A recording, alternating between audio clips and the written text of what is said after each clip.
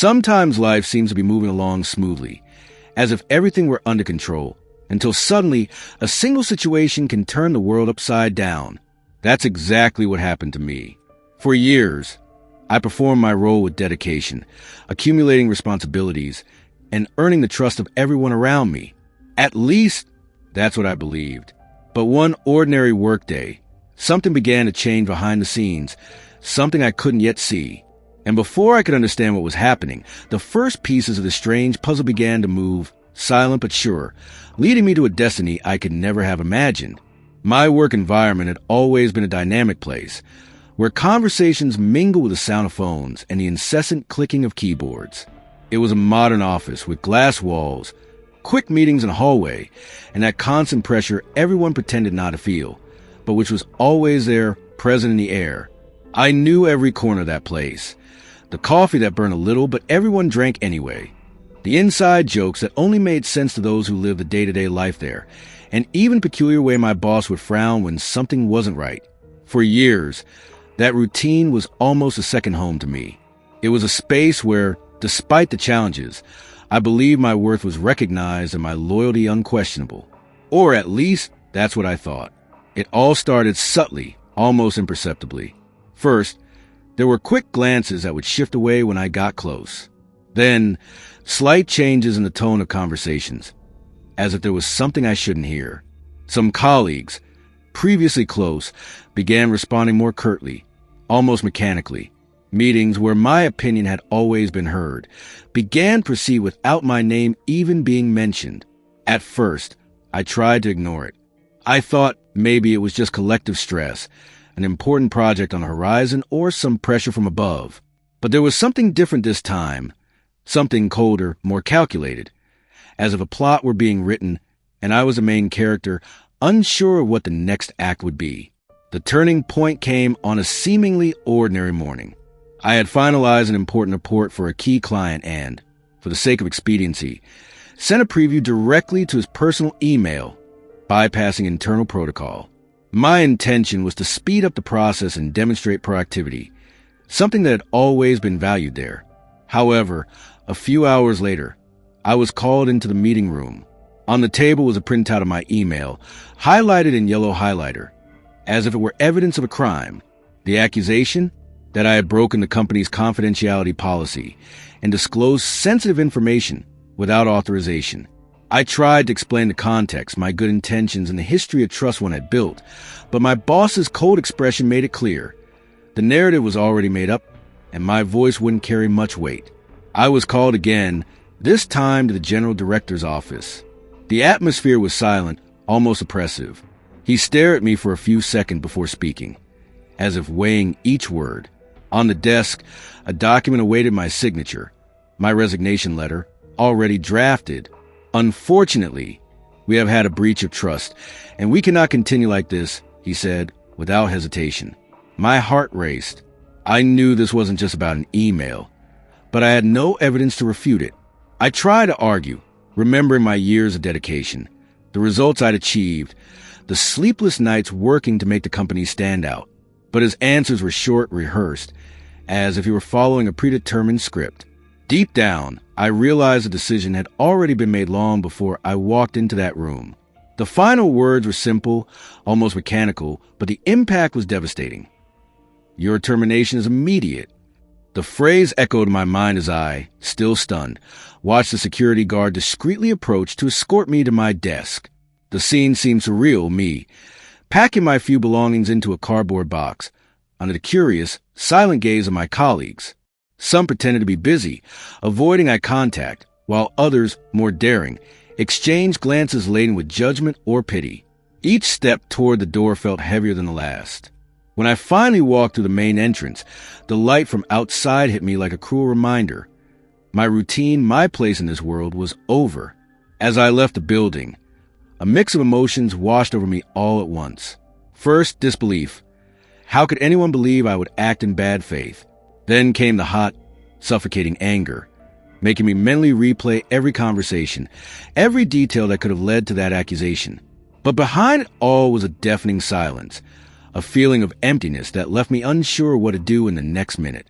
My phone kept vibrating.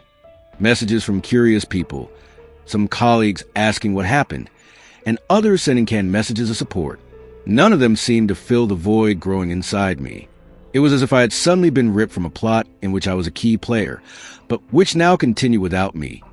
And I had no idea what my next chapter would be. In the following days, even though I was away, the stories began to reach me. Some close friends called me conspiratorially, saying that the atmosphere at the company had been strange since my departure. Some swore my dismissal was part of an internal cleansing to make way for trusted people from the new management. Others said someone, out of self-interest, had distorted my attitude to get me out of the way. The worst part was knowing that, for many of my former colleagues, I was already branded as a trust breaker, and in corporate environments, that kind of stain spreads quickly, much faster than the truth. Meanwhile, I remained silent, absorbing it all, but without the strength or means to change that narrative, at least not yet. The mornings became eerily quiet. Without the hurried alarm, without the commute to the office, I found myself sitting at my desk with a cup of coffee that was cooling too quickly. For the first few days, I tried to fill the time with household chores, but I soon realized the real burden wasn't the idleness, but the question, what should I do now? It was impossible not to revisit every detail of the recent past, searching for signs I'd ignored. Was someone already working to bring me down? Had the email just been a convenient excuse? Deep down, amidst the frustration and sadness, something was beginning to germinate, a restlessness that told me the story wasn't over yet, and that perhaps I would discover much more than I imagined. It was on a rainy afternoon that I received an unexpected call. On the other end, a familiar but hesitant voice asked to meet me in person. It was a former colleague, someone who had always remained neutral in internal disputes and, therefore, whom I would never have imagined involved in this situation. We met in a discreet cafe, away from prying eyes. He seemed nervous, fiddling with his cup without taking a sip. Then, lowering his voice, he uttered the sentence that made my stomach turn. You weren't fired by email, that was just a pretext. According to him, there was something much bigger going on behind the scenes. Negotiations, personal interests, and strategic decisions that needed a scapegoat to justify certain changes. And for some reason I still couldn't understand, I had been chosen for this role. After that conversation in the cafe, something shifted inside me. The mixture of indignation and curiosity turned to determination. I decided I needed to hear the other side of the story, straight from the source. I picked up the phone and, after a few minutes of hesitation, called my former immediate boss. To my surprise, he answered. His voice was more cautious than I remembered, as if he knew this call wasn't just for catching up. I explained that I knew there was something beyond the email and asked him to tell me the truth.